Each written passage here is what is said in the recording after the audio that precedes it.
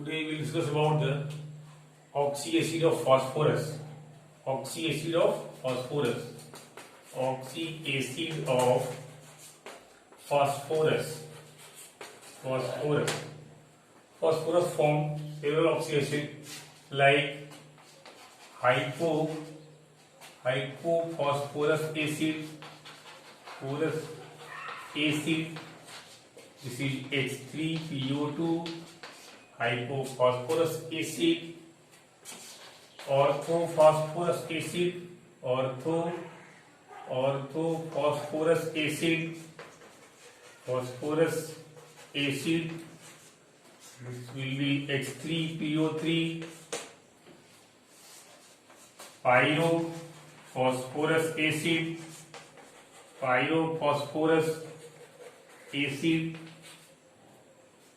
H4P2O5. Next will be hypophosphoric acid, phosphoric acid, H4P2O6. Next will be orthophosphoric acid,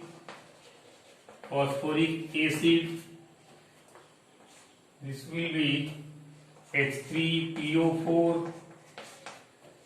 Next will be pyrophosphoric acid,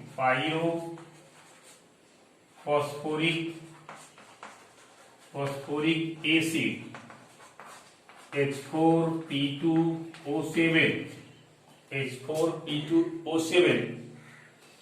बच्चे लोग इसका structure important बहुत है, preparation बहुत important नहीं है, तो हम 1 by 1 देखते हैं. Okay, first will be hypophosphorus acid. Hypophosphorus acid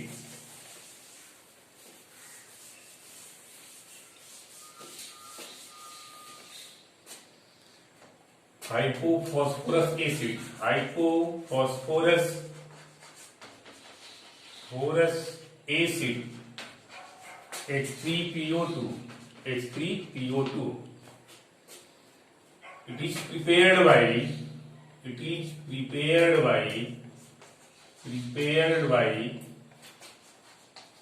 reaction reaction between white phosphorus P4. This is the white phosphorus.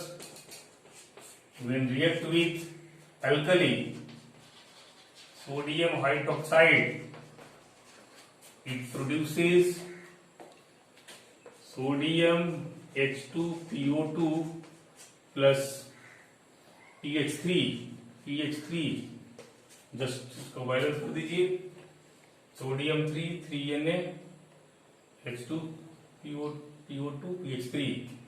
I think it will balance P4 3P and 1P. 3 hydrogen and 6 hydrogen, 9 hydrogen. 3 2 are 6, 3 9, and 3 oxygen, 6 oxygen. 3 2 are 6 oxygen. This is sodium hypophosphite.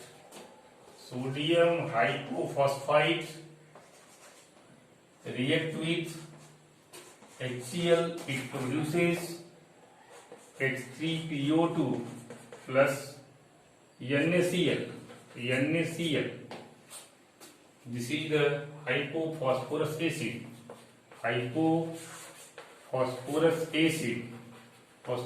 acid. Okay, अब इसका हम बेटा देखते हैं structure.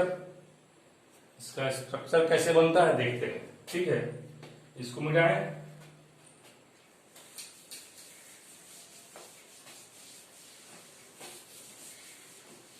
H3PO2 phosphorus H3PO2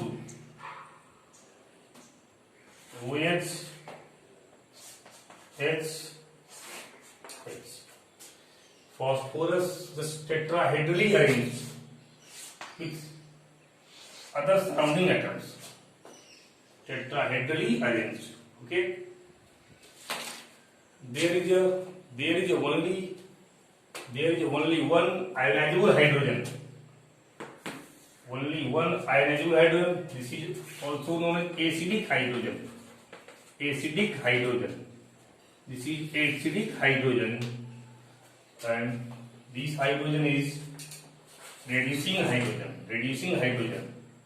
This and this will be reducing hydrogen. There is two reducing hydrogen and one acidic hydrogen. In case of hypophosphorus acid, only one acidic hydrogen and two reducing hydrogen. This hydrogen is ionizable and this will be non-ionizable. अब बेटा इसका हम देखते हैं, इसका क्या होगा oxidation number. रटना नहीं है, आपके एनसीईआरटी में चार्ट बना के बेटा लिखा हुआ है, बट आपको रटना नहीं है। ओके, आपको रटना नहीं है, समझना है। आप लोग रेडॉक्स में पढ़े होंगे, high oxidation number. Oxidation number actually oxidation number is residual charge present on atom. Oxidation number is residual charge present on atom by the loss और गेन। ओके, अब बेटा मान लो जैसे दिया हुआ है यहाँ पे ए है, ट्रीट बेटा क्या यहाँ पर, अब यहाँ पे बी है। इन दोनों एटम के बीच में एक बॉन्ड है। Suppose B is more electronegative atom. Suppose B is more electronegative atom, ऐसा बेटा है ये, ठीक है। इलेक्ट्रॉन को विड्रॉ करेगा, इलेक्ट्रॉन शिफ्ट करेगा इधर। इलेक्ट्रॉन बेटा यहाँ पार्शियली शिफ्ट करता है कोवेलेंट कंपाउंड में। अभी हम एज्यूम क्या कर लेंगे, नहीं यहाँ पे कंप्लीटली ट्रांसफर हो गया है। This will be minus, this will be plus. Okay, suppose यही बेटा अगर ए और बी के बीच दो बॉन्ड है, again B is more negative than A, then -2 and +2। Okay, +2 -2। अगर बेटा ऐसा दिया हो ए और बी के बीच ट्रिपल बॉन्डिंग है कहीं, और आपको निकालना हो ऑक्सीडेशन नंबर, तो ऑक्सीडेशन नंबर निकालेंगे बेटा वही केस यहाँ भी है, b is more negative than a. यदि ऐसा होता है तो ये 3 बेटा बॉन्ड से इलेक्ट्रॉन विड्रॉ करेगा, यहाँ 3 -3, ऐसा हम एज्यूम कर लेते हैं। ओके, रटना नहीं है भी। अब इसको देखते हैं, यहाँ पे हम लोग इसको यहाँ देख रहे हैं।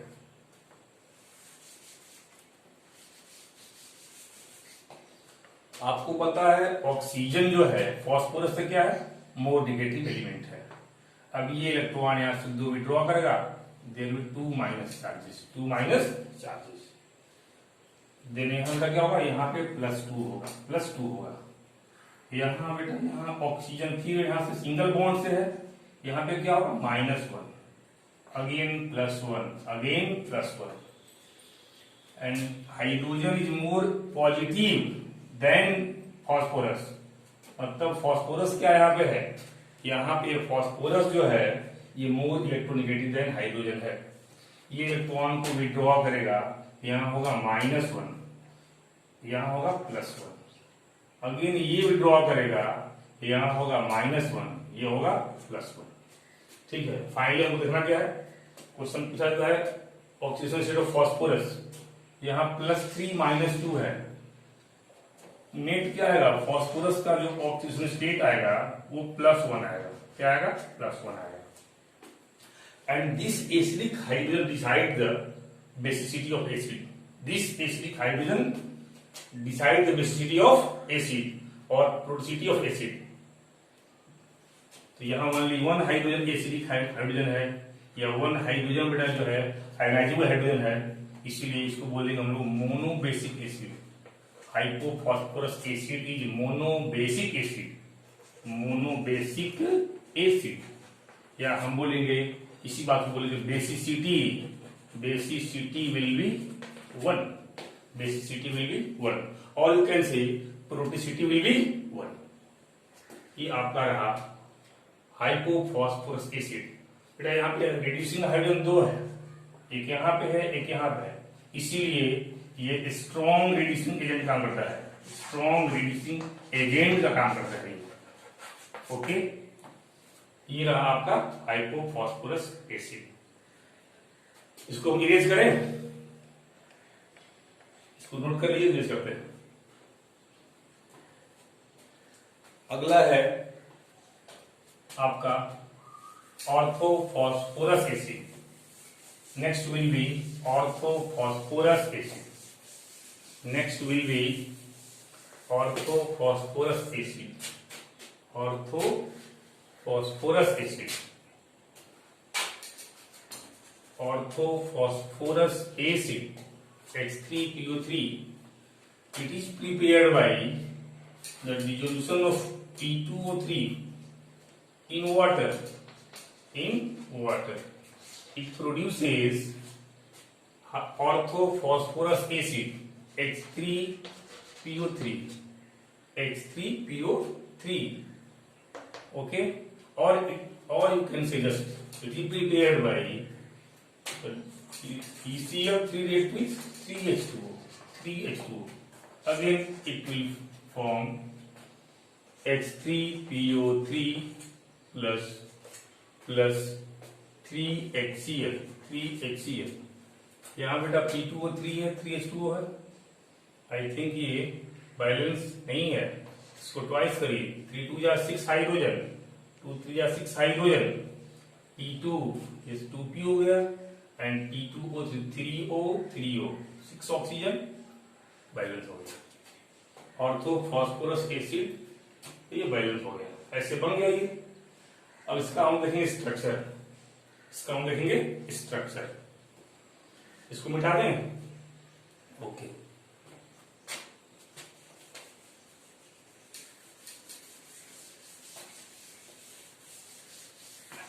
इसका स्ट्रक्चर जो है H3PO3 OH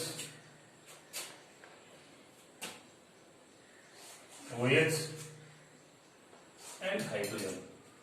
Again, phosphorus is tetrahedrally arranged with surrounding atoms. Just tetrahedrally arranged होता है। सभी एसिड बेटा, सभी फॉस्फोरस एसिड, सभी ऑक्सी एसिड और फॉस्फोरस आर टेट्राहेड्रली अरेंज होंगे, ठीक है ना। फॉस्फोरस से क्या होंगे? टेट्राहेड्रली अरेंज होंगे। इसको हम देख लेते हैं। अगेन आपको बेटा यहाँ पे ध्यान देना होगा, इसका क्या होगा, ऑक्सीजन नंबर पूछा गया है, वही इंपॉर्टेंट इसका है। तो ये हो गया आपका orthophosphorous acid. There is 2 ionisable hydrogen.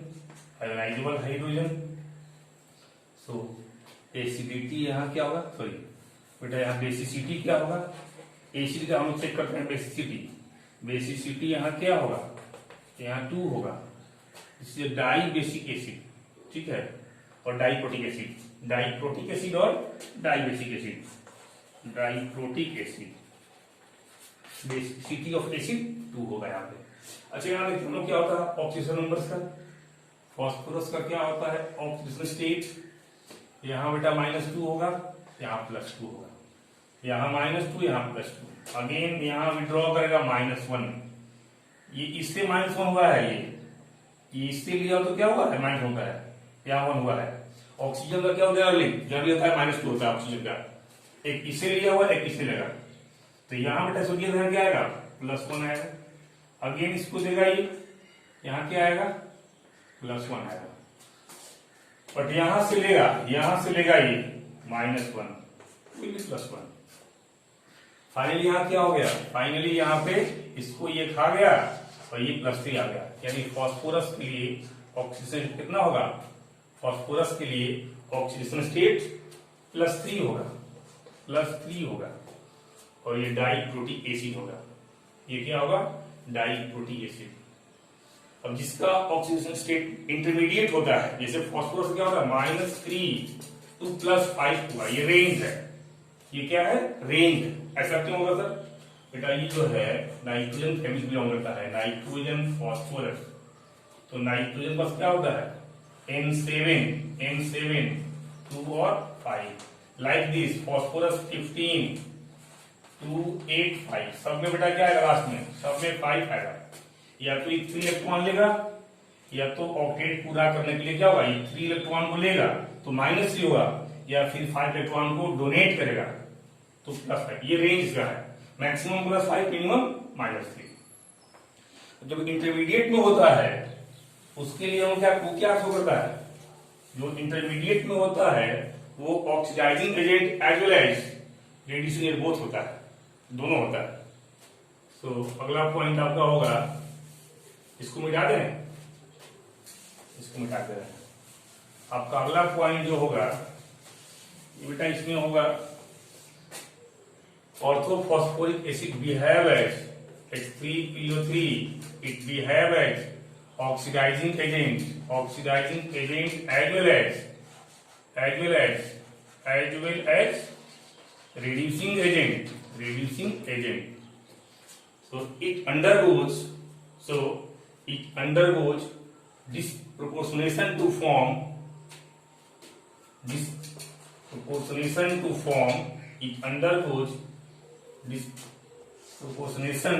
form H3PO4 and PH3 on heating. इसमें गर्म करेंगे क्या होगा, ये बनेगा H3PO4 and PH3 अब इसको हम लोग कर देंगे 4 3 जा 12, 3 जा 9, 9 3 12, 4 फॉस्फोरस, 3 1 4, 4 3 जा 12 ऑक्सीजन, 3 4 जा 12 ऑक्सीजन। ये बेटा क्या हो गया, ये आपका डिस्प्रोपोर्शनेशन रिएक्शन है। डिस्प्रोपोर्शनेशन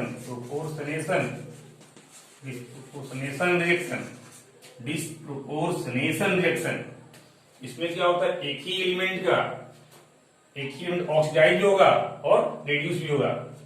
बेटा यहाँ को ध्यान से, फॉस्फोरस यहाँ क्या है +3 फॉर्म में, तो यहाँ क्या हो गया, ये आई थिंक +5 होगा ये with the help of formula 4 2 जा 8 -3 +5 होगा ये, और यहाँ पे क्या होगा -3। एक ही एलिमेंट का, सेम एलिमेंट का ऑक्सीडाइज होना और रेड्यूस होना क्या शो करता है कि ये डिस्प्रोपोर्शनेशन रिएक्शन हो रहा है। ठीक है ना, ओके, कोई डाउट बेटा, इसको नोट कर लीजिए, फिर मिटा दें हम। ठीक है, इसको मिटाते हैं, मिटा दें।